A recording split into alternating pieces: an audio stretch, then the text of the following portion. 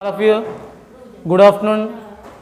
Today మనకి అంటే national movement అంటే ఎస్టర్డే క్లాస్లో మనం స్టార్టింగ్లో మనకి నేషనల్ మూమెంట్స్ అనేవి అంటే మనకి ఇండియాలో నేషనల్ మూమెంట్స్ ప్యాట్రిషన్ అండ్ ఇండిపెండెన్స్ అంటే మనకి ఇండిపెండెన్స్ అనేది రావడానికి ఇక్కడ మనకి ఫ్రీడమ్ ఫైటర్స్ అంటే లీడర్స్ కానీ మెయిన్ మనకి ఓల్డెన్ పార్టీ అంటే బాగా ఓల్డ్ పార్టీ మనకి కాంగ్రెస్ పార్టీ. అంటే మనకి కాంగ్రెస్ పార్టీ అప్పట్లోనే ఏ పార్టీ అంటే నేషనల్ పార్టీ కింద అనౌన్స్ చేయడం జరిగింది. కాకపోతే ఏంటంటే ఇక్కడ అట్ ది సేమ్ టైం అంటే 1939 దగ్గర నుంచి అంటే మనకి రియల్గా మనకి 1939 తీసుకుంటే మనకి ఇంపార్టెన్స్ అనేది అంటే 1939 importance second world war start అవ్వడం, 1945 సెకండ్ వరల్డ్ వార్ ఎండ్ అవ్వడం, 1947 ఇండియాకి ఇండిపెండెన్స్ అనేది రావడం జరిగింది. అంటే రియల్గా మనకి 1939 తీసుకున్నట్టయితే అప్పుడు almost all India under the control of Britain. ఇక్కడ మనకి ఇండియా అంతా కూడా under the control of Britain కంట్రోల్లో ఉండేది. కానీ ఇండియాలో మనకి చాలా వరకు సెల్ఫ్ గవర్నెన్స్ లేదు. అంటే మన ఇండియాని మనమే రూల్ చేసుకోవాలి. అంటే సెల్ఫ్ గవర్నమెంట్ కావాలి ఇండియాకి. సెల్ఫ్ గవర్నమెంట్ కావాలంటే బ్రిటిషర్స్కి అంటే బ్రిటిషర్స్ చేసే అంటే చాలాసార్లు బ్రిటిషర్స్ని అడగడం జరిగింది. అంటే మాకు ఇండిపెండెన్స్ కావాలి అంటే మనకి సెల్ఫ్ రీజన్స్ అంటే చాలా వరకు అంటే సెల్ఫ్ రీజన్స్ అంతా కూడా ఓన్ రూలింగ్ అంటే ఇండియా అంతా కూడా రూలింగ్ కోసం సెల్ఫ్ రూలింగ్ కోసం ప్రయత్నాలు అవి ఫస్ట్ నుంచి కూడా జరుగుతూనే ఉన్నాయి. కానీ ఏమైందంటే ఫస్ట్ మనకి ఇండిపెండెన్స్ రావాలంటే మనకి సెల్ఫ్ గవర్నెన్స్ అంటే సెల్ఫ్ గవర్నమెంట్ రావాలంటే ఇండియా అంతా కూడా డెమోక్రటిక్గా ఉండాలంటే కంపల్సరీ సెకండ్ వరల్డ్ వార్లో బ్రిటన్ తరపున అంటే బ్రిటన్ సైడ్ ఇక్కడ మనకి బ్యాటిల్లో ఫైట్ చేసిన పరిస్థితి అనేది ఇండియన్ సోల్జర్స్కి రావడం జరిగింది. అంటే సెకండ్ వరల్డ్ వార్లో అంటే సెకండ్ వరల్డ్ వార్లో ఎప్పుడైతే Britain side Indian soldiers fight చేయడం ఎందుకంటే అప్పట్లో మనకి ఫస్ట్ నుంచి కూడా 1939 అనగానే మనకి అక్కడ మనకి యాక్సెస్ పవర్స్ మొత్తం వరల్డ్ని లీడ్ చేస్తున్న టైం. మనకి యాక్సెస్ పవర్స్ మీకు తెలుసు ఆల్రెడీ జర్మనీ జపాన్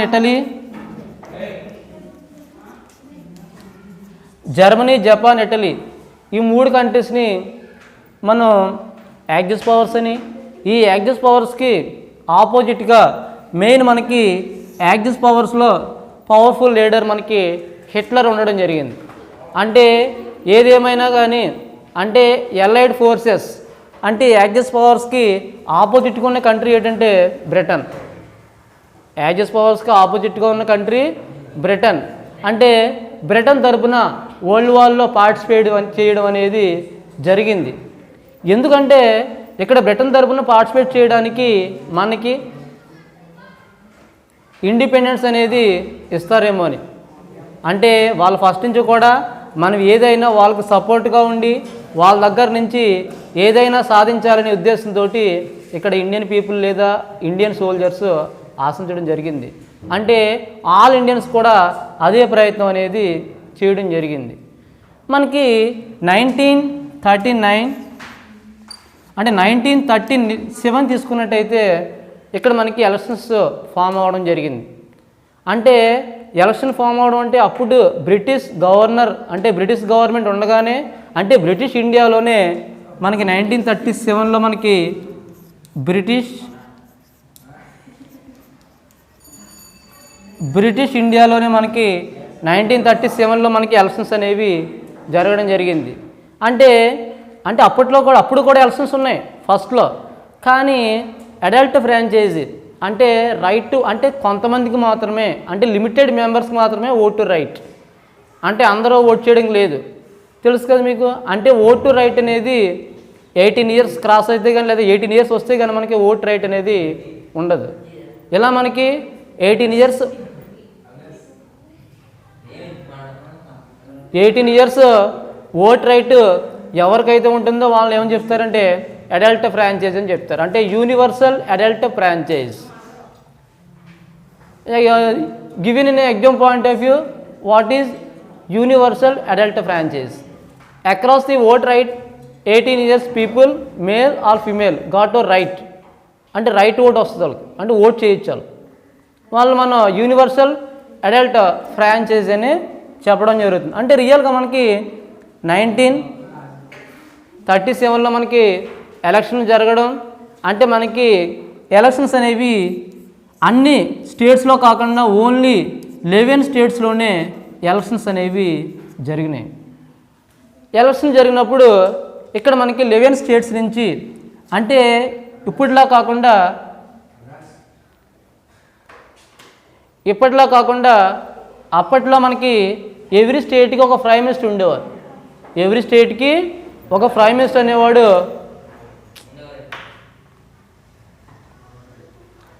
ఇక్కడ మనకి ఎవ్రీ స్టేట్కి ఒక ప్రైమ్ మినిస్టర్ అనేవాడు ఉండేవాడు. మొత్తం 11 ప్రైమ్ మినిస్టర్స్ కూడా రూల్ చేయడానికి ఒక గవర్నర్, బ్రిటిష్ గవర్నర్ ఉండేవాడు. అంటే బ్రిటిష్ గవర్నర్ అండర్ కంట్రోల్లోనే మనకి ఏంటంటే 11 స్టేట్స్ ప్రైమ్ మినిస్టర్స్ అనేవాళ్ళు ఉండేవాళ్ళు. అంటే ఇక్కడ మనకి ఏమవుతుందంటే ఇక్కడ మెజారిటీ అంతా కూడా బ్రిటన్ గవర్నమెంట్, బ్రిటిష్ కాబట్టి ఇక్కడ మనకి మెజారిటీ బ్రిటిష్ ఉంది కాబట్టి బ్రిటిష్ గవర్నర్ ఇక్కడ మనకి ప్రైమ్ మినిస్టర్స్ అంటే 11 స్టేట్ ప్రైమ్ మినిస్టర్స్ని రూల్ చేయడం అనేది జరిగేది. ఇక్కడ మనకి అంటే 11 states prime minister under the control of British governor.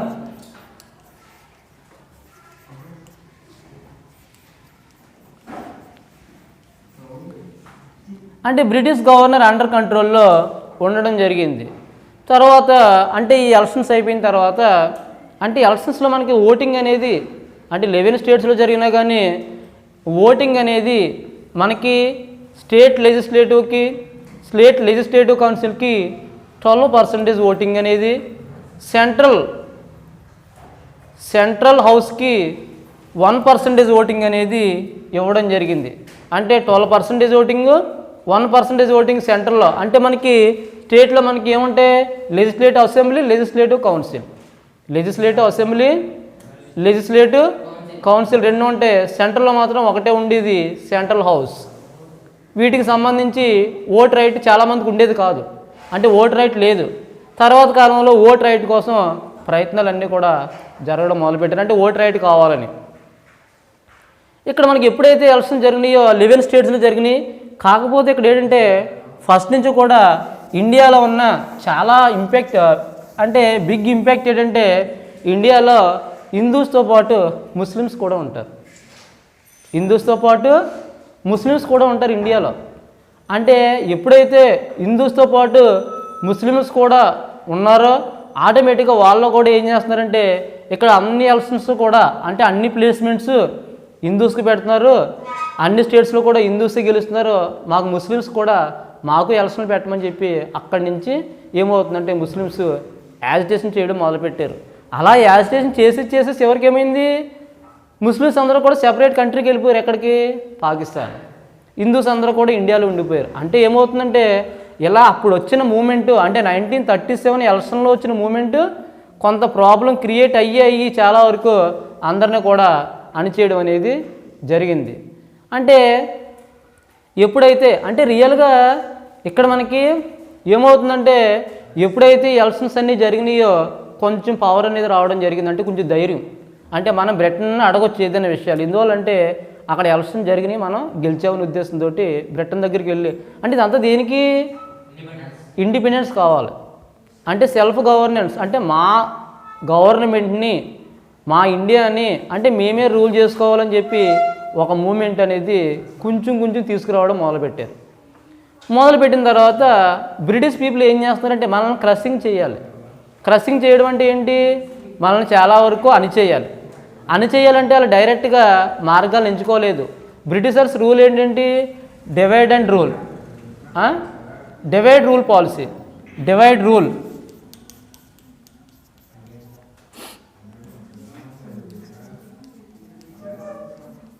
Divide rule policy అంటే డివైడ్ రూల్ పాలసీ అంటే మన అందరూ కలిపి ఉన్నాం కాబట్టి మన అందరిని ఏం చేయాలంటే సెపరేట్ చేయాలి. అంటే ఫస్ట్ సెపరేషన్ ఏంటంటే హిందూ ముస్లింలు ఏం చేయాలి, సెపరేట్ చేయాలి. దానివల్ల ఏమవుతుందంటే వాళ్ళకి బలం అనేది పెరుగుతుంది. అప్పుడు ఏమవుతుందంటే ఆటోమేటిక్గా హిందూస్ అందరూ కూడా కంట్రోల్ అయిపోతారని చెప్పి వీళ్ళు ఏం చేశారంటే డివైడ్ రూల్ పాలసీని అనౌన్స్ చేయడం జరిగింది.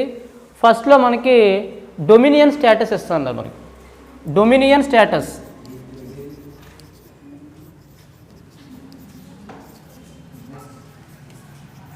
ఇక్కడ మనకి డొమినియన్ స్టేటస్ ఇక్కడ మనకి వాట్ ఈస్ డొమినియన్ స్టేటస్ అంటే మనకి పోటీ చేయడానికి, అంటే మన ఇండియాలో పోటీ చేయడానికి కొన్ని ప్లేసులు మాత్రమే వాళ్ళు సెలెక్ట్ చేస్తారు, కానీ అన్ని చోట్ల చేయడానికి లేదు.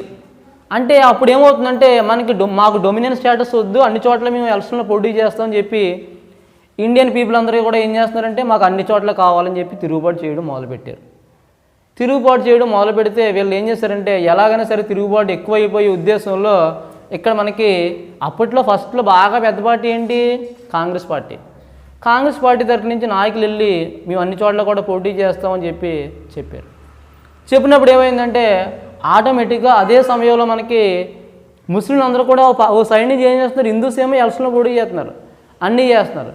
కానీ ఓ సైడ్ నుంచి ఏమవుతుందంటే ఆటోమేటిక్గా ముస్లిమ్స్ యాజిటేషన్ చేస్తున్నారు, హిందూస్ కూడా ఎలక్షన్లో పోటీ చేస్తున్నారు, ఇవన్నీ చేస్తున్నప్పుడు సడన్గా ఒక ఆర్గనైజేషన్ అనేది ఏర్పడింది. ఎక్కడ, మన ఇండియాలో. అంటే మన ఇండియాలో ఏర్పడిన ఆర్గనైజేషన్ ఏంటంటే 906లో మనకి ముస్లిం లీగ్ ఏర్పడింది.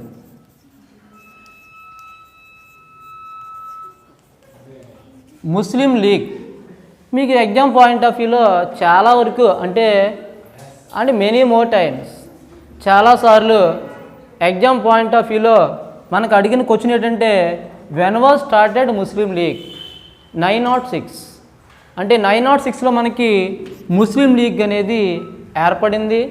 అంటే ఈ ముస్లిం లీగ్ ఏర్పడిన తర్వాత ఈ ముస్లిం లీగ్కి లీడర్ ఎవరంటే మొహమ్మద్ అలీ జిన్నా. మొహమ్మద్ అలీ జిన్నా అంటే ఎంఏ జిన్నా అంటే Mohammed Ali Jinnah. Who is Muhammad Ali Jinnah? Is the leader of and founder of Muslim league in India. ఇండియాలో ముస్లిమ్స్ అందరినీ ఒక వర్గం కింద తయారు చేసాడు. ఎందువల్లంటే వాళ్ళ యొక్క కెపాసిటీని పెంచుకోవడానికి. ఏదైనా ఒక పార్టీ ఉంటే కానీ ఆ టైంలో ఏమవుతుందంటే ఏదైనా ఒక పార్టీ ఉంటే కానీ రైజ్ అవ్వదు.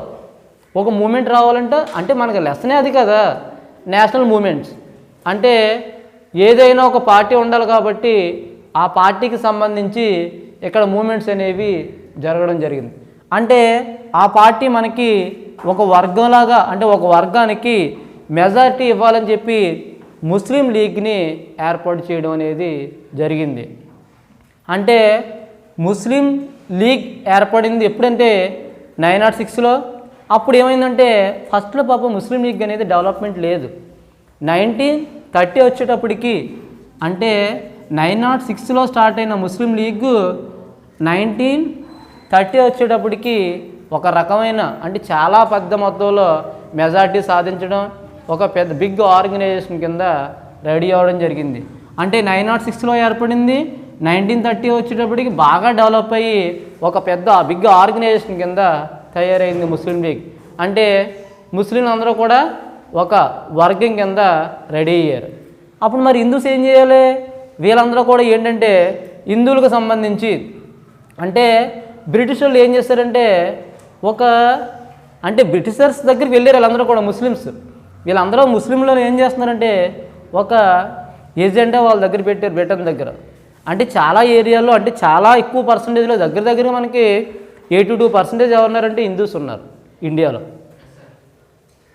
మరి ప్రతి చోట వాళ్ళే పోటీ చేస్తే వాళ్ళే నగ్గుతారు. మరి మాకు అని చెప్పి మాకు కూడా ప్రత్యేక నియోజకవర్గాలు అంటే స్పెషల్ కాన్స్టిట్యూషన్స్ ఏర్పాటు చేయండి, ప్రత్యేకంగా మేము పోటీ చేసుకుంటాం, మేము నగ్గుదామని చెప్పి ప్రత్యేక నియోజకవర్గాల కోసం ఎవరి దగ్గరికి వెళ్ళారంటే బ్రిటన్ దగ్గరికి వెళ్ళారు. ఎవరు, ముస్లిమ్స్. వెళ్ళిన తర్వాత బ్రిటన్ ఏం చేస్తుందంటే ఇక్కడ మనకి ముస్లింల ప్రయోజనాలను కాపాడాలి అంటే ముస్లిమ్స్ మమ్మల్ని అడిగారు, అంటే మమ్మల్ని సేవ్ చేయమని ముస్లిమ్స్ అడిగారు. అడిగినప్పుడు ఏమవుతుందంటే ముస్లింలు మనం ఏం చేయాలి, సేవ్ చేయాలని చెప్పి ముస్లింలు చేంజ్ చేయాలంటే ఏం చేయాలి? కాంగ్రెస్ని కొంతవరకు అయినా సరే అణిచేయాలి. అంటే నేషనల్ కాంగ్రెస్ అప్పట్లో లీడింగ్ ఉంది కదా, వీళ్ళందరూ ఫస్ట్లో మనకి 11 స్టేట్స్ నుంచి నగ్గారని చెప్పాం కదా. ఈ 11 స్టేట్స్ నుంచి ఏ పార్టీ తరఫున నగ్గారు? కాంగ్రెస్ పార్టీ తరఫున నగ్గారు. అంటే కాంగ్రెస్ పార్టీని కొంతవరకు అణచాలని చెప్పి అంటే ఇవ్వాలని. తర్వాత కొన్ని ప్రాంతాల్లో ముస్లిమ్స్కి ఓటింగ్ లేదు, అంటే ముస్లింలు అందరూ కూడా ఓట్ రైట్ ఇవ్వాలని చెప్పి ఇక్కడ మనకి అంటే ముస్లింలు అందరూ కూడా ఎలక్ట్ అవ్వాలి. అదే ఏరియాలో మనకి ముస్లిమ్స్ అందరూ కూడా ఏం చేయాలి? అదే ఏరియాలో ముస్లిమ్స్ అంతా కూడా ఏం చేయాలంటే ఎలక్ట్ అవ్వాలని చెప్పి ఎలక్షన్స్ని ఫామ్ చేయడం జరిగింది. అంటే ఏం చేశారంటే అప్పుడు ఎలక్షన్స్ ఓకే చేశారు. అంటే ముస్లింలు కూడా ఎలక్షన్లో పోటీ చేయొచ్చు, వాళ్ళకు కూడా కొన్ని స్థానాలు కేటాయిస్తామని చెప్పి ఏం చేశారంటే అనౌన్స్ చేయడం జరిగినప్పుడు ఏం చేస్తారు? ఎలక్షన్లో మనకి పోటీ చేయడం జరిగింది. అంటే అప్పుడు ఏమైందంటే 1937లోనే స్టేట్ ఎలక్షన్స్ జరిగినాయి.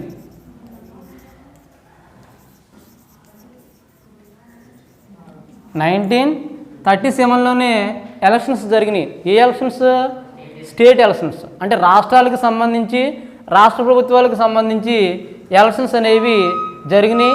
మొత్తం ఏంటంటే ఇక్కడ మనకి 482 కాన్స్టిట్యుయెన్సీస్, అంటే 482 ముస్లిం కాన్స్టిట్యుయెన్సీస్లో మనకి ఎలక్షన్స్ జరిగినాయి. వాటిలో మనకి దగ్గరగా 102 అంటే 102 ప్లేసెస్ మాత్రమే ఇక్కడ మనకి ఓన్ చేసుకుంది ఎవరంటే ముస్లిం లీగ్.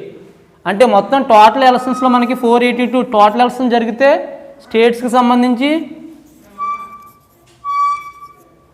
అంటే 102 ప్లేసెస్ మనకి ముస్లిం లీగ్ ఓన్.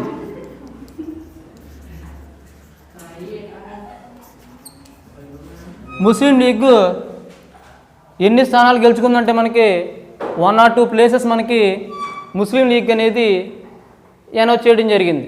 అంటే మనకి మొత్తం 482 జరిగితే ఇక్కడ 102 ప్లేసెస్ మాత్రమే ముస్లిం లీగ్ అనేది. అంటే మనకి ఎగ్జామ్లో ఎక్కువ అడిగి వచ్చినది. మొత్తం టోటల్ కాన్స్టిట్యుయెన్సీస్ మనకి ఎన్ని? 482. ముస్లిం లీగ్ ఓన్ చేసిన ఎన్ని? 102. మనకి ఇది చాలా ఇంపార్టెంట్ బ్లాంక్ కింద మనకి ఎగ్జామ్ పాయింట్ ఆఫ్ వ్యూలో అడిగే అవకాశం ఉంది. ఎక్కువ అడుగుతాడు కూడా ఎగ్జామ్ పాయింట్ ఆఫ్ వ్యూలో.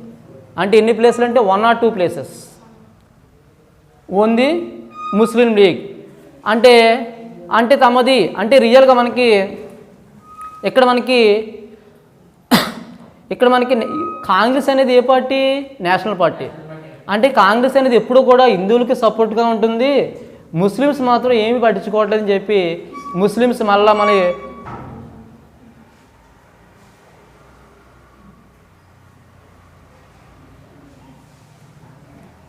మళ్ళీ ఏం చేశారంటే తిరుగుబాటు చేయడం అనేది మొదలుపెట్టారు. ఎప్పుడైతే తిరుగుబాటు చేయడం మొదలుపెట్టారో ఆటోమేటిక్గా కాంగ్రెస్ మొత్తం ఏంటంటే కాంగ్రెస్ కూడా ముస్లిం స్థానాల్లో అంటే ముస్లిం నియోజకవర్గాల్లో కాంగ్రెస్ కూడా పోటీ చేసింది. అంటే ఏంటి ఇక్కడ హిందువులకే అంటే నేషనల్ పార్టీ కాంగ్రెస్ ఓకే హిందువులకి ఒకటే సపోర్ట్ చేస్తున్నారు, ముస్లింకి ఏమీ సపోర్ట్ చేయట్లేదని చెప్పి ఇక్కడ ఏమైందంటే కొంత కాంట్రవర్సీ వచ్చింది. అప్పుడు ఏం చేశారంటే టోటల్గా ముస్లిం ఏరియాలో కూడా కాంగ్రెస్ అనేది పోటీ చేయడం జరిగింది. ఎప్పుడైతే పోటీ చేయడం జరిగిందో మొత్తం ముస్లిం కాన్స్టిట్యుయెన్సీ మనకి 58 ముస్లిం కాన్స్టిట్యుయెన్సీ అంటే ఎలక్షన్ జరిగితే ముస్లిం ఏరియాలో కూడా ఆటోమేటిక్ ఇక్కడ మనకి 28 స్థానాలని మనకి కాంగ్రెస్ అనేది గెలుచుకోవడం జరిగింది. అంటే ఏంటి ఇక్కడ అంటే కాంగ్రెస్ ముస్లింలతో పాటు ఎలక్షన్లో పోటీ చేసి ఎన్ని స్థానాలు గెలుచుకుందంటే 58కి 28 ప్లేసెస్ అనేవి గెలుచుకోవడం జరిగింది. అంటే దీన్ని బట్టి అర్థమైంది ఏంటంటే మనకి ప్రత్యేక నియోజకవర్గాలు పెట్టిన ముస్లిమ్స్లో కూడా కాంగ్రెస్ అనేది ఆధిపత్యం సాధిస్తుంది కాబట్టి ఇక్కడ మనకి ప్లేస్మెంట్స్ అనేవి జరిగినాయి. అంటే ముస్లిం లీగ్ కాంగ్రెస్ ఇలా మనకి 1937లో జరిగిన ఎలక్షన్స్లో మాత్రం ఇక్కడ మనకి 4.4 1937 ఎలక్షన్స్లో మనకి ఓటింగ్ పర్సంటేజ్ అంటే ముస్లిం ఓటింగ్ పర్సంటేజ్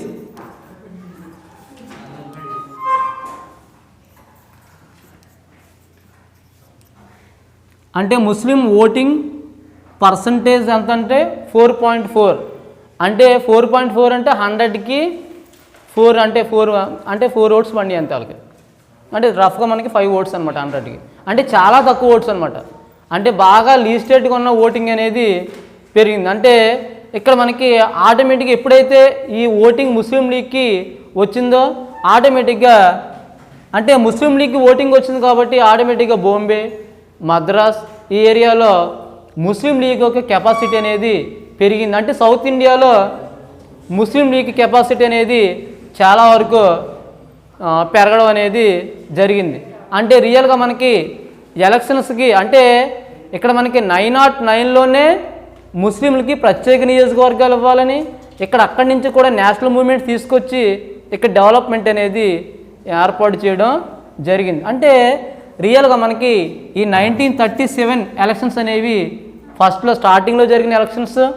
అప్పటికి చాలామందికి ఓటింగ్ అనేది లేదనే విషయం మనం ఫస్ట్ నుంచి చెప్తున్నాం. అప్పట్లో చాలామందికి ఓటింగ్ లేదు. మరి ఏంటి ఇక్కడ ఎలక్షన్స్ జరిగినాయి,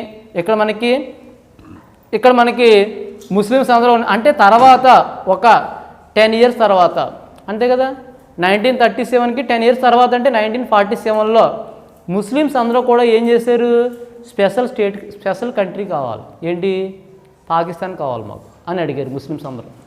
ఎందువల్ల వాళ్ళకి ఓటింగ్ పర్సంటేజ్ ఉంది, బాంబే, మద్రాస్ ప్రెసిడెన్సీలో వాళ్ళ యొక్క డెవలప్మెంట్ పెరిగింది, ఆటోమేటిక్గా ముస్లిం లీగ్ డెవలప్ అయింది. కాబట్టి వీళ్ళు ఏం చేశారంటే తర్వాత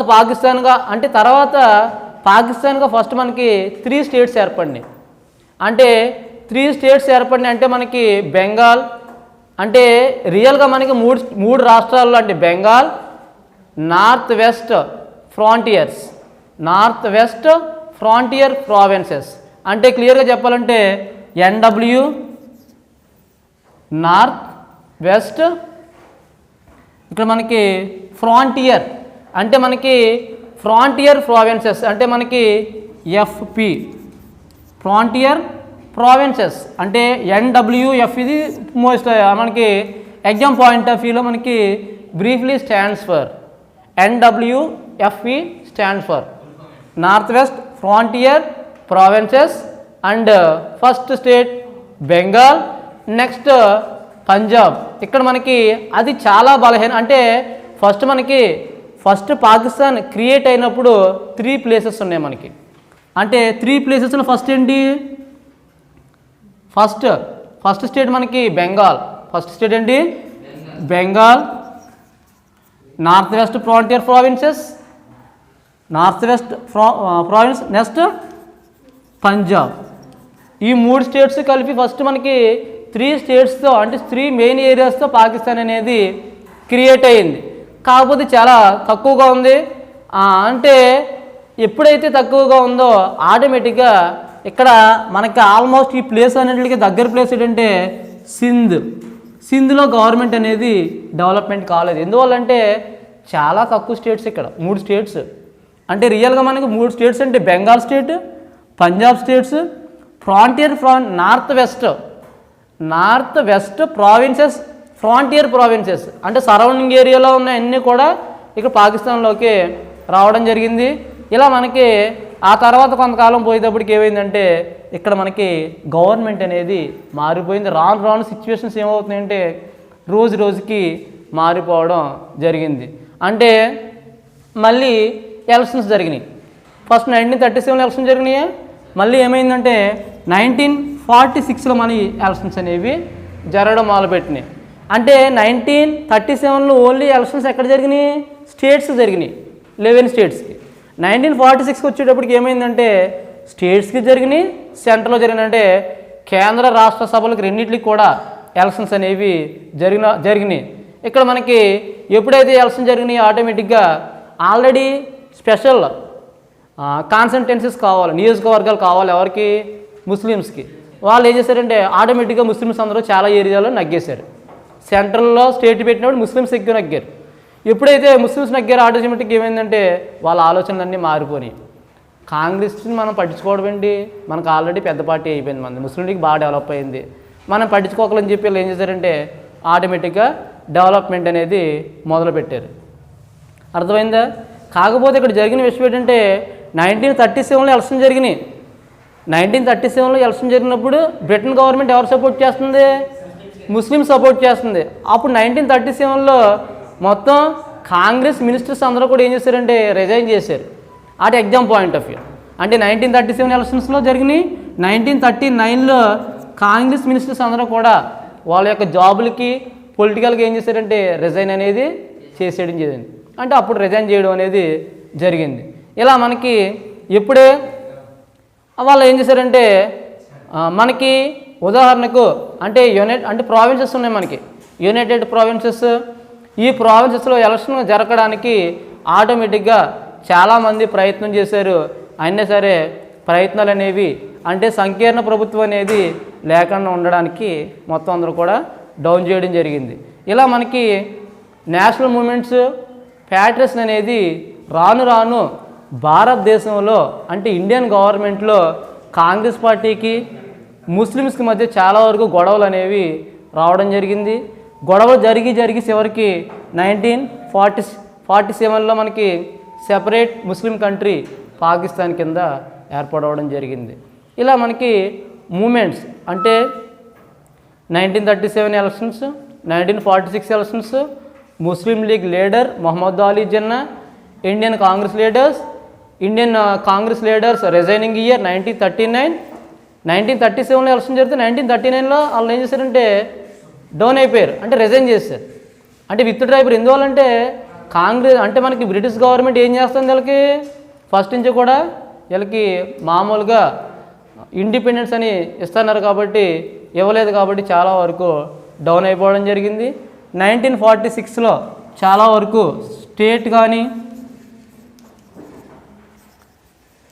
అంటే స్టేట్ సెంట్రల్ హౌసెస్లో ముస్లిం లీగ్ అనేది కెపాసిటీని చూపించడం జరిగింది. ఇలా మనకి నేషనల్ మూమెంట్స్ అనేవి ఎలా స్టార్ట్ అయినాయి ఏంటనేది మనం ఫస్ట్ నుంచి చెప్పుకుంటూనే ఉన్నాం. Today class over. Next class మనం మీట్ అవ్వడం జరుగుతుంది. Thank you very much.